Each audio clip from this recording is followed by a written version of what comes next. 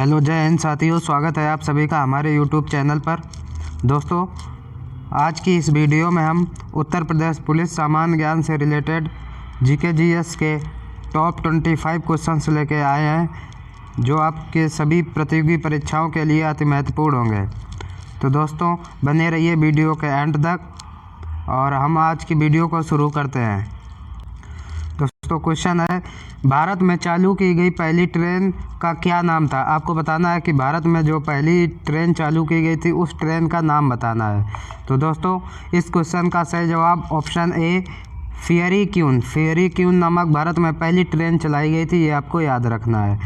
Next है, केंद्रीय गन्ना अनुसंधान संस्थान कहाँ स्थित है? आपको बताना है कि जो केंद्रीय गन्ना अनुसंधान संस्थान है वो भारत में कहाँ पर स्थित है, ये आपको बताना है।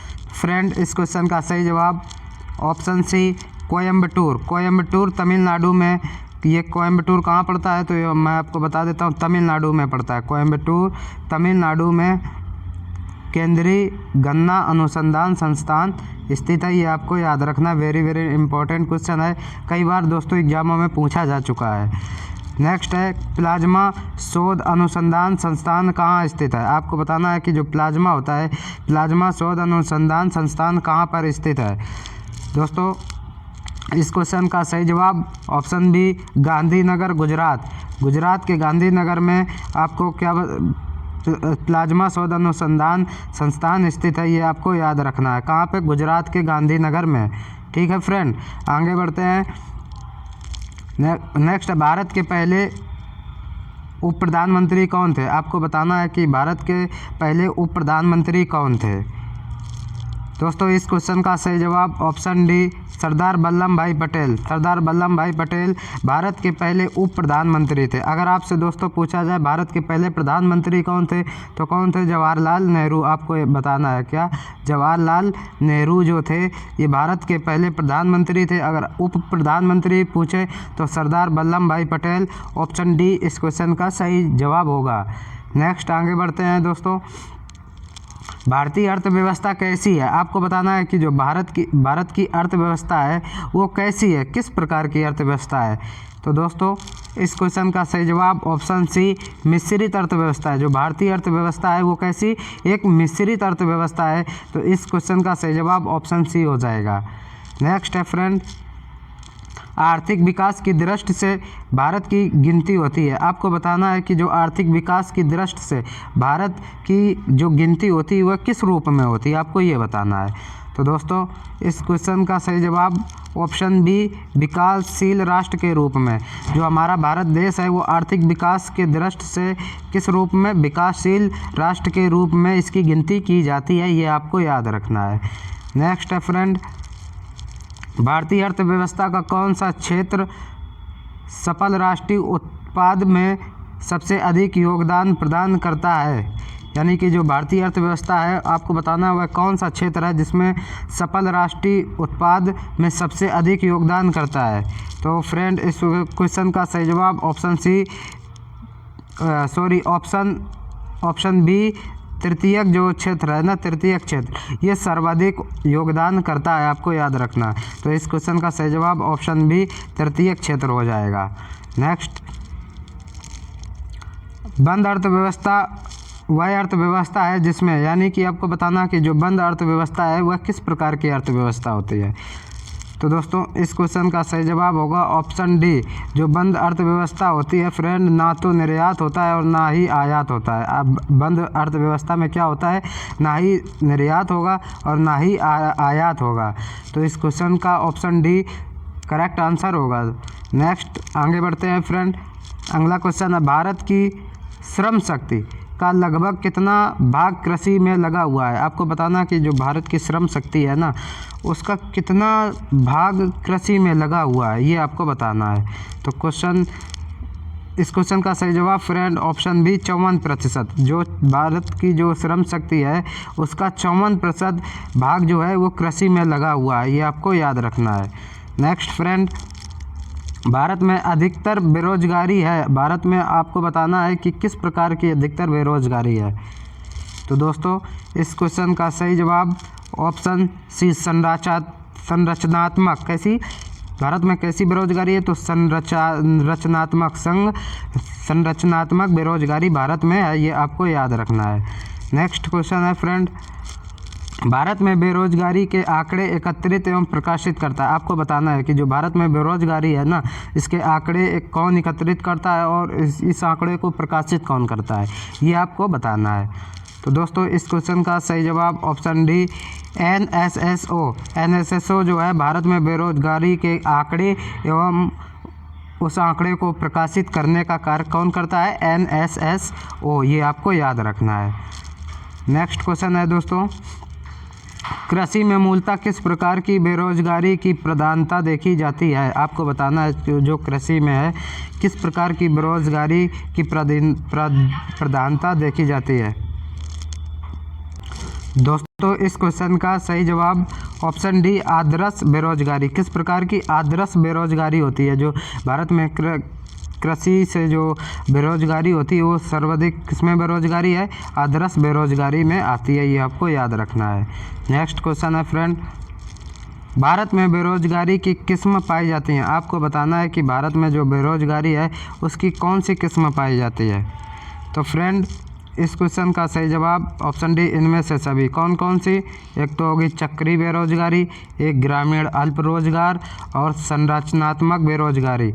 ये तीनों बेरोजगारी भारत में बेरोजगारी की किस्में पाई जाती हैं। किस प्रकार? 3 प्रकार की किस्में बेरोजगारी की पाई जाती है। एक तो चक्रीय बेरोजगारी हो गया, दूसरा ग्रामीण अल्प रोजगार और तीसरा संरचनात्मक बेरोजगारी। इनमें से सभी ऑप्शन डी इसका सही जवाब हो जाएगा। नेक्स्ट है दोस्तों, भारत में ग्रामीण क्षेत्र में कौन सी बेरोजगारी सर्वाधिक पाई जाती है? आपको बताना है कि भारत में जो ग्रामीण क्षेत्र है उस क्षेत्र में सबसे अधिक बेरोजगारी कौन सी पाई जाती है, ये आपको बताना है। तो फ्रेंड इस क्वेश्चन का सही जवाब होगा क्या? ऑप्शन सी उपरोक्त दोनों। उपरोक्त दोनों में कौन कौन? एक तो आदर्श बेरोजगारी आ जाएगी, दूसरी मौसमी बेरोजगारी। आदर्श और मौसमी बेरोजगारी ये ग्रामीण क्षेत्रों में सर्वाधिक पाई जाती है, ये आपको याद रखना है। तो इस क्वेश्चन का सही जवाब ऑप्शन सी उपरोक्त दोनों हो जाएगा। नेक्स्ट फ्रेंड आगे बढ़ते हैं। अगला क्वेश्चन है, वर्तमान समय में देश में किस प्रकार की बेरोजगारी की समस्या बहुत गंभीर समस्या बनी हुई? आपको बताना है दोस्तों कि जो वर्तमान समय में जो हमारे देश की किस प्रकार की बेरोजगारी है जो कि क्या सबसे बड़ी समस्या बनी पड़ी हुई है, ये आपको बताना है।